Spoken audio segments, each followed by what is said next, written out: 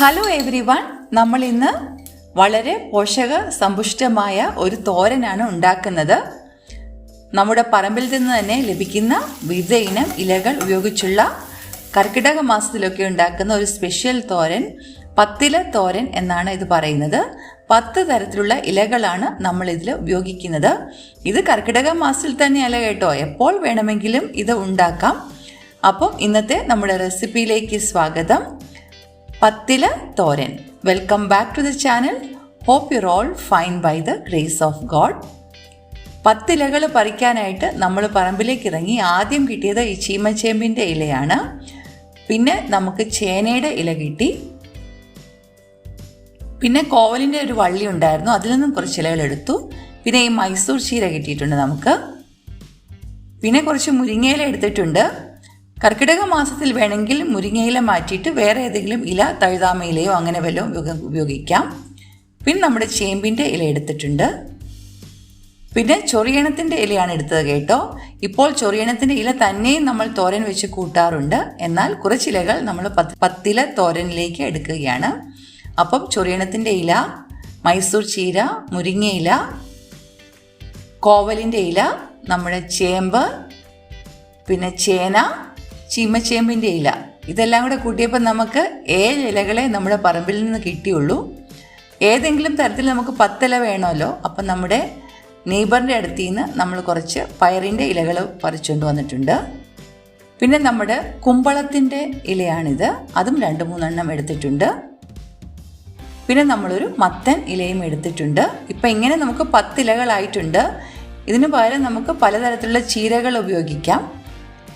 അരപ്പിനായിട്ട് തേങ്ങ, പച്ചമുളക്, ചെറിയ ഉള്ളി, വെളുത്തുള്ളി, മഞ്ഞൾപ്പൊടി ഇത്രയും ചേർത്ത് ഒന്ന് ചതച്ചെടുത്തിട്ടുണ്ട്. ഒരുപാട് അങ്ങ് അരയ്ക്കേണ്ട, ചതച്ച് എടുക്കുക. 1-2 പ്രാവശ്യം ഒന്ന് കറക്കി, മിക്സിയിൽ കറക്കി എടുത്താൽ മതിയാവുന്നതാണ്.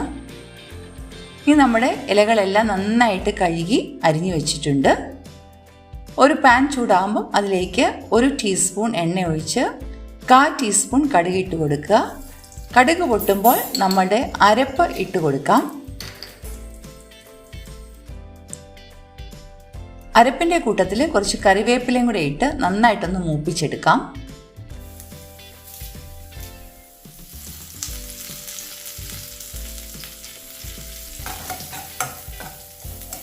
അരപ്പ് മൂപ്പിക്കുന്നതിൻ്റെ കൂട്ടത്തിൽ നമുക്ക് വേണ്ട ഉപ്പ് ചേർത്ത് കൊടുക്കാം. ഈ തേങ്ങയ്ക്ക് വേണ്ടുന്നത്ര ഉപ്പ് മതിയാവുന്നതാണ്. ഇലകൾക്ക് വേണ്ടി സ്പെഷ്യലായിട്ട് നമുക്ക് വേറെ ഉപ്പ് ചേർക്കേണ്ട. ഈ തേങ്ങയ്ക്ക് വേണ്ടുന്ന ഉപ്പ് ഈ തോരന് പാകമാകുന്നതാണ്. അരപ്പ് മൂത്ത് കഴിയുമ്പോൾ ഇലകൾ അരിഞ്ഞു വെച്ചിരിക്കുന്നത് ചേർത്ത് കൊടുക്കാം. നന്നായിട്ടൊന്ന് മിക്സ് ചെയ്തിട്ട് അടച്ചു വെച്ച് വേവിക്കണം.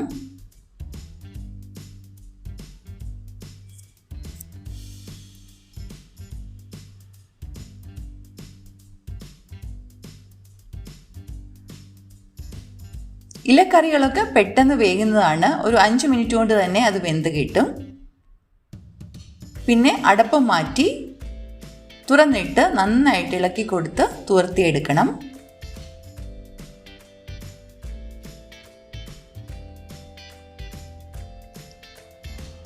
പ്രിപ്പറേഷൻ ടൈമൊക്കെ വളരെ കുറവാണ് ഇതിൻ്റെ. 10 മിനിറ്റ് കൊണ്ട് തോരൻ റെഡിയായിട്ട് കിട്ടും. നന്നായിട്ട് തുറന്നു കഴിയുമ്പോൾ നമുക്കത് സെർവിങ് പ്ലേറ്റിലേക്ക് മാറ്റാം. നമ്മുടെ പത്തല തോരൻ റെഡി ആയിട്ടുണ്ട്. ഇന്നത്തെ ഈ റെസിപ്പി നിങ്ങൾക്ക് എല്ലാവർക്കും ഇഷ്ടമായി എന്ന് കരുതുന്നു. ഇതുപോലെയുള്ള ഈസി ആൻഡ് ഹെൽത്തി റെസിപ്പീസ് ലഭിക്കുന്നതിനായിട്ട് നമ്മുടെ ചാനൽ സബ്സ്ക്രൈബ് ചെയ്തിട്ടില്ലെങ്കിൽ സബ്സ്ക്രൈബ് ചെയ്ത് വെക്കുക. വളരെ പോഷക സമ്പുഷ്ടമായ പത്തില തോരൻ ഒരാഴ്ചയിൽ 1 പ്രാവശ്യമെങ്കിലും ഉണ്ടാക്കാനായിട്ട് ശ്രമിക്കണം കേട്ടോ. Thank you for watching today's video. ഉടൻ തന്നെ ഒരു നല്ല വീഡിയോയുമായിട്ട് നമുക്ക് കണ്ടുമുട്ടാം. May God bless you all with love, Merin teacher.